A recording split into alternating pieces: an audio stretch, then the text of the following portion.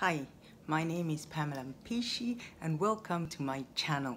We are looking at the 9 reasons why most marriages fail.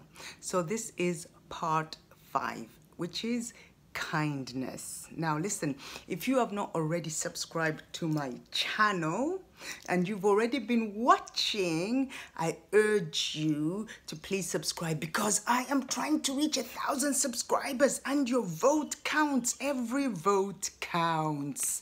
Without further ado, I also implore you, if you like what you hear, please leave a comment after you listen to this video. Yeah, leave a comment, like, and give me some support here. Give your sister some support because I need it. I'm enjoying what I'm doing. I hope you're enjoying it too. But let's look at kindness. Kindness is so important in any relationship, but especially in the relationship which you are going to be in for the rest of your life. That's why it's important when you are dating. It should be one of the data that you should be collecting. You remember I made a video about dating. What the only sole reason for dating is to collect data. If you haven't seen this video, I'm going to put it up here.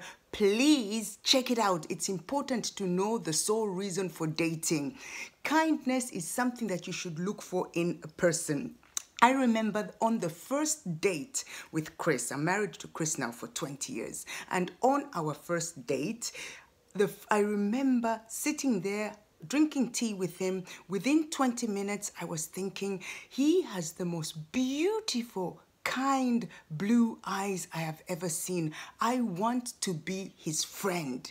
Now, a lot of people ask me, was it love at first sight? No, for me, it was not love at first sight. But if you ask Chris, it's a completely different story. Chris says, the moment I saw Pam, when she walked into that room, I literally felt like I was struck by lightning. It's a story that he likes to regale our guests with. He likes to tell this story to people. So most people who know us personally know this story about how he was struck by lightning. But for me, it stemmed from kindness. I saw just how kind he was, and I became more interested in him.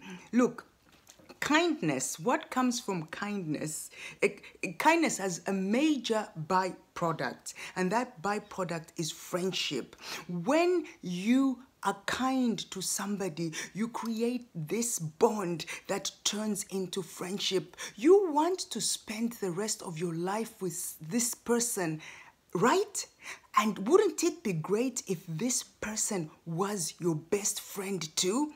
You know, my husband is one of the kindest persons I've ever met. He's very kind, he's very generous, and I've learned these traits. I'm also a very kind person, but I'm not as attentive as my husband is. And because of that, we have generated this friendship. We're actually best friends. He's my best friend. Now, what happens if you are married or are dating or in a relationship with somebody who is kind and they become your best friend is that you start looking out for each other's back. Look, if you're a human being like I am, right? You are going to face temptations in your life. And I'm not just talking about sexual temptations. You'll have temptations to lie. You'll have temptation to keep secret yourself. You'll have temptation to overspend money. But if that person is your best friend, it's very hard to go along with these temptations. It's important when you are in a marriage that your appetites are curbed. And when you are in a relationship with your best friend, it's one of the antidotes against temptation. It curbs your appetite to do anything that would hurt them, because there is a saying that says, do unto others as you would like to be done unto you. Every time you try to do something that you know would harm them, because this person is your best friend, you will always find that you reel yourself back in because you always put yourself in their place.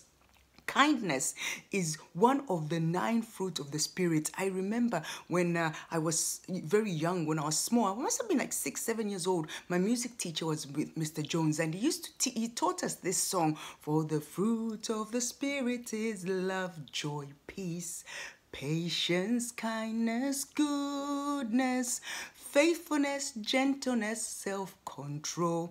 For such there is no law. I never ever imagined that one day I would do a teaching as a grown-up woman about how important these fruits of the Spirit are to be incorporated in a marriage. I taught about love. The first spirit is love. I taught how love, you should learn your spouse's love language. It's important that the person is loved by their primary love language, and we all have a different love language. And I taught about joy, how we should find me time and fan our joy so that we can give the best of ourselves to our family. And I talked about peace, how important to be in a mind frame of peace so that you make the right intelligent choices. I talked about patience in the last video. If you haven't seen these videos, this is a series with a playlist, so please check out the videos. I'm gonna put them out here. But kindness, if you want to have a friendship with your spouse, you have to start with kindness. You have to be attentive to the things that they like and the things that you would like somebody to do for you. Don't forget their birthdays. Remember, make something lavish and big for their birthday. Be attentive to their dreams and aspirations. Just be a kind person. Don't hold grudges. Remember that you are married to an imperfect human being like you are. So when they make a mistake, forgive and forget. Don't forgive and then not forget until the next time they do something wrong and you say, the last time you did this. Kindness does not remember things that were done before. When you are kind to each other, you see each other through the lens of God. You start seeing each other how God sees the other person, and you start actually legit seeing how also imperfect you are. Be kind to one another. If you are kind to your spouse, you are going to create a friendship that's going to last you a lifetime. You know, me and my husband, I realized after a long time just how deep our friendship was. When in the beginning, it's like, of course I have other girlfriends. In the beginning, I would have like beef. I would have like problems with my girlfriends, and maybe we would stop talking to each other, and I would tell my husband about it. The problem was that eventually I would make up with my girlfriend. But my husband never made up with my girlfriends. So it would be awkward when my girlfriend came to my house, because for my husband, anybody who does something bad to me, he does something bad to him too. And the problem is that he doesn't forgive and forget. When you harm me, you harm us, because we are one, me and him. So you need to be kind to one another to build that friendship. Do you know how hard it is to live with somebody you don't like? There are lots of people who are in love. They live with each other. You can actually love somebody, but you don't like them. There are people who are in marriages with somebody they actually do not like. So be kind to each other. It's almost impossible not to like somebody who's kind to you. Be attentive to your spouse. Do things that you know that they love, and do to them as you would like to be done unto you. If you would not like somebody to cheat on you, don't cheat on them. If you would not like somebody to tell you lies, to harm you in any way, don't do it either. Be kind to one another. Thank you for watching. We're having a heat wave here in London today. It's so hot, but I made it a point to make this video because I want you to grow in your relationships. Please share this video, like and subscribe to this channel. Like I said in the beginning, I am trying to get 1,000 subscribers, and your subscription is very important. God bless you, and remember to be kind to your spouse. Bye-bye.